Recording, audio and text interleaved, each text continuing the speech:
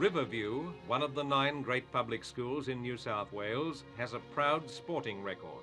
After 2 miserably cold and lonely years at Bowral, Alf followed Evol to St Ignatius. On first impressions, the college appears daunting, at least for the new student. The huge main door intimidating even to the bravest of junior boys.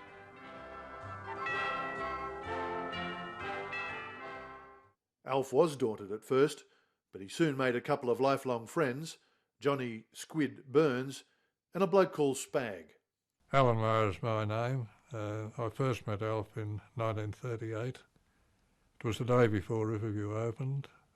Alf came down on the Bilolo from New Guinea. I came down on the Temora Mail from West Wyalong. And we were the only two at the college for a day, I think. And anyhow, we got to know each other. We went for a walk in the bush. And basically, we've got along ever since. I don't think he was a scholastic kind of a person. He was very good at everything he did, but study was a thing that didn't interest him. He was very good with his hands, always was. In 1938, Big Brother Evol was Riverview School captain, also captain of athletics and in the cricket and rugby firsts. Alf was cox in one of the rowing crews, but he and his mates had their best sport nicking out of bounds, exploring and bird nesting. We just kept them in boxes, you know, that was our collection of birds' eggs. For the boarders, Wednesdays and Saturdays are big days, pocket money day. From Brother Johnson, the bursar, each receives the same amount.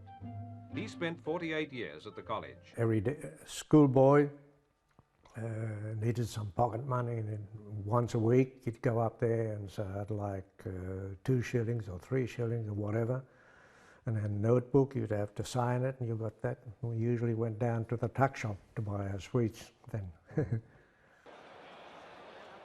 Sydney Docks, Christmas 1938. Crowds, bands, streamers, the maiden voyage of the MV Bilolo. On board, Alf and Evol.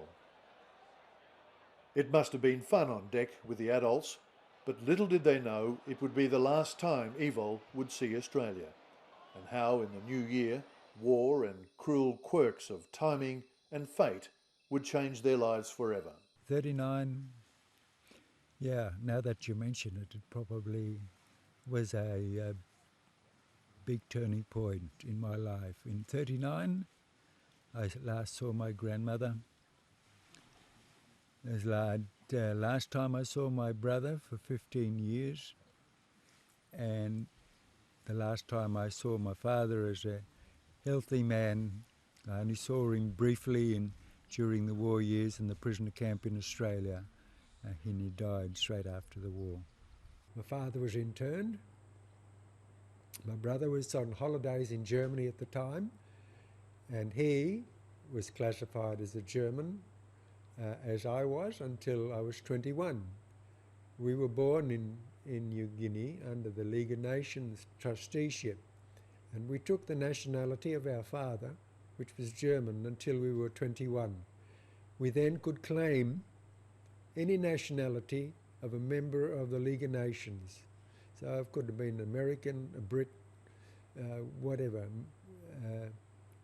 But when I turned 21, I said, oh, I'm an Australian. But my brother, in those days, he was a German, so he had to join up, and he joined the Navy in Germany. Well, in a way, I had a decision, but according to the way I was educated and brought up by my parents and so forth, I felt I had a duty to my country because I didn't have the British subject. I had dual nationality up to 1939.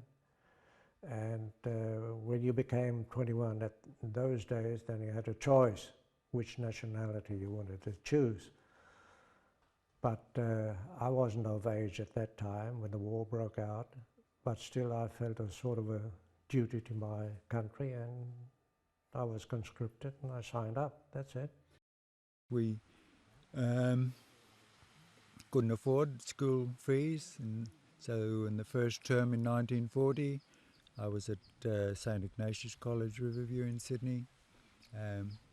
There was no market for copra, so I returned with my stepmother and a baby brother, and we came and lived here on Tsum Tsum. To complete the isolation of Java, the final objective on the eastern flank was the New Guinea mainland.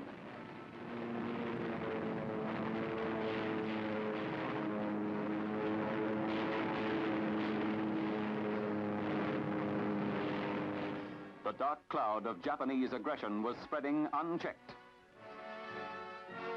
After missing an earlier evacuation, Alf, stepmother Rita and baby brother Robert were rescued and scrambled to Rabaul by Seventh-day Adventist boat.